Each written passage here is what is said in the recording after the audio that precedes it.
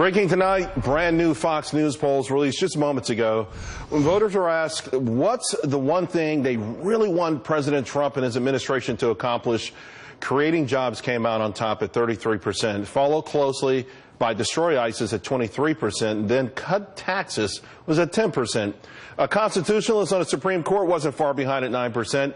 And then there was repealing and replacing Obamacare, rounding out the top five at 7%. Here to discuss, Ford O'Connell and Hatley Heath Manning.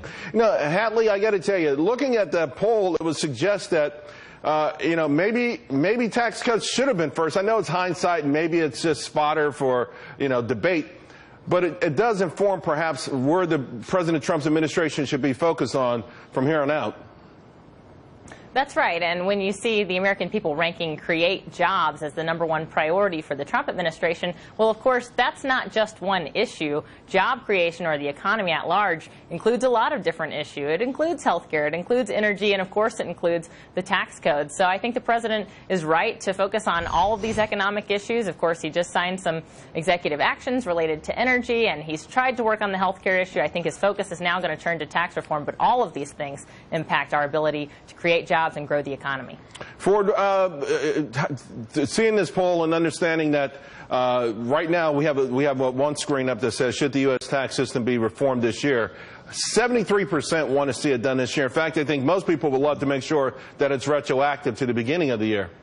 Well, this is exactly why Trump would be wise to move on to tax reform rather than get caught in the political quicksand of an Obamacare repeal. Look, this is of interest to both parties. I believe that 45% of Democrats think their taxes are too high and 70% of Republicans say the same. And he can pitch us as a twofer. He can pitch us as a jobs bill and putting money back into the hands of hardworking Americans. Let's remember at the end of the day why Donald Trump got elected president. He got elected president to improve the economy and to improve the lives of average Americans, and this would be the elixir that could help make that happen. Something else in that poll, Charles, is only 36% of Americans think that taxes will go down under a Trump administration. If he's able to actually pull this off, this would be a major win in his hat and might give him mojo for other things like infrastructure and maybe even getting a second bite of the apple if the Obamacare repeal.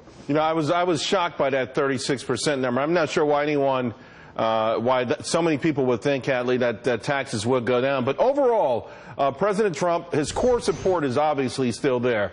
How do you see now? Everyone talks about the first 100 days. We should broaden it out now and start talking about perhaps the first several months or the first year. Well, that's right. And when you ask people, do you want to see tax reform this year, and you get a large, strong majority of people say yes, and then you ask people, is your tax bill too high? The majority of Americans are going to say yes, my tax bill is too high.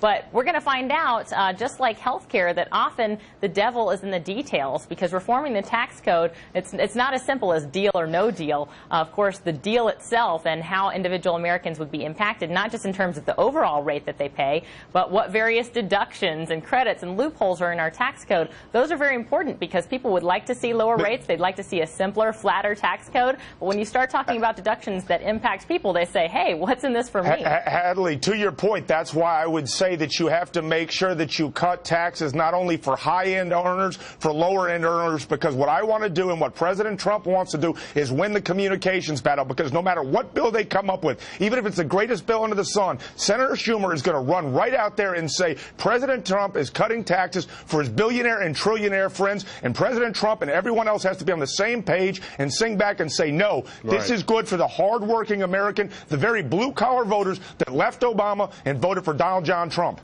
All the policies, I think, first and foremost, should be centered on those so-called flyover states and those blue-collar workers who have been desperately having their pleas go unanswered for several administrations, and now their champion is in the White House. Guys, thank you both very much. Appreciate it. Thank you, Charles.